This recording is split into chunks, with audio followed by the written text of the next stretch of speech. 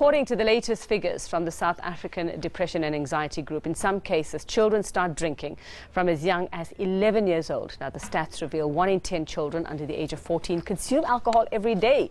Peter Ucko from the Tobacco, Alcohol and Gambling Advisory, Advocacy and Action Group joins us this morning to talk about this very disturbing news. Peter, good morning. Good morning, Rebecca. Yes, thanks for your time. Yeah, very disturbing the indeed. Age onset of drinking is about 25 to 30% of them age below 13, and those become lifelong drinkers. So what is the problem? I mean, we have to talk about accessibility. The obvious question would be, where are they getting it from? Is it at home from parents? Is it that those people who sell alcohol are just not concerned about who's buying it? Well, some of it does come from the home. Some parents drink a glass of wine with supper or maybe lunch on the weekend, and they offer it to their children. But the big problem is those who sell the alcohol. The taverns, for example. Yeah. If you read the article that was in the newspaper this week, it indicated that it was in the taverns where the children between 10 and 15 years old go and get their alcohol. And it's those same tavern owners, by the way, who protest vehemently that they are the good guys, that they don't sell to underage when we're discussing things like the alcohol bill that's at the moment going through Department of Trade and Industry. There's a lot that can be done and should be done, and government is falling short, I think. Well, let's look at just the effects of this before we go to possible remedies then, Peter. Let's look at what is happening with these kids. Are we seeing that they're not going to school? Are we seeing schooling? Are we seeing violence? What exactly are we seeing happening as a result of this consumption? Well, a lot of things happen. Violence is one of them, because when you're a little bit drunk, you get a little bit of bravado. You think that the world is your oyster and you can control it. The reality is that the brain is still developing until the age of about 25, the front of the brain, which is the logical decision-making processes. And so when you're 10, 13, 15, 18, it is difficult for you to make rational, logical decisions. So you get misled by peer pressures and by loneliness and joblessness and homelessness. All those sorts of things are bad. But one wonders where they get the money to do that. But we mustn't forget that we set the example by glamorizing and advertising alcohol. That has to stop. Alcohol is a Class A carcinogen. Why should we ingest that and allow children to ingest that, especially while their brains are still developing? I mean, let's not also just sort of refer to shebeens and outerlying areas when it comes to alcohol abuse, because you might automatically think that. But I mean, it happens here in Hyde Park. It happens in Sandton. It happens, Camps Bay, wherever you might be, in the middle of Durban. I mean, we've got other middle-income houses. We've got those who are deemed to be rich and well-off, happening to their kids as well. So are they learning from their parents? Is it because, a drink a day is something that is acceptable in the home and there are parties all the time?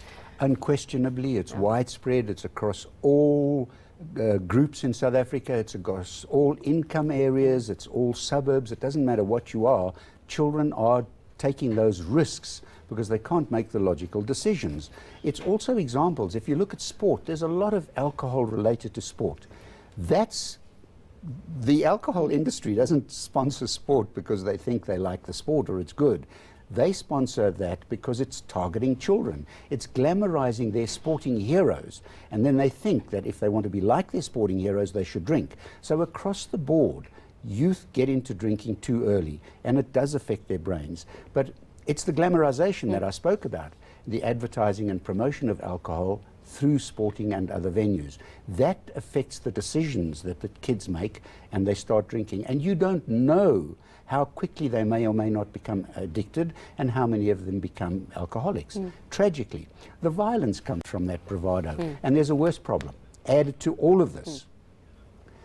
Research indicates that the transmission rates of HIV among grade 8 to 9 students who drink and smoke is higher than those who do not drink and smoke. There's a simple explanation. It's risky behavior. So you drink too much, you get a little bit drunk, you have sex without protection. HIV is an included risk in this whole package. So very quickly for us, Peter, what do we do? I mean, you speak of glamorization, you speak of accessibility. What do we do? We ban advertising, promotion and sponsorship. It's something that TAG promotes, PANG. We ring it like a bell, P-A-N-G. You should not promote, advertise, normalize or glamorize alcohol and tobacco, of course. So that's a bell we ring, PANG. The government needs to ban advertising of alcohol, sports sponsorship, promotion, all of that stuff.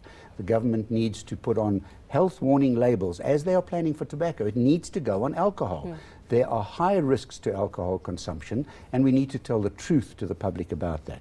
So there are steps that the government can take, and they're falling short. If you look at the bill which is now going through its processes, there was a partial ban on alcohol advertising. I spoke to the Minister, Rob Davies. He then introduced a full ban, and it was later removed. So those steps must be taken. By the way, the ban on alcohol advertising was first mooted in 1997. A bill through the Health Department was processed in about 2010.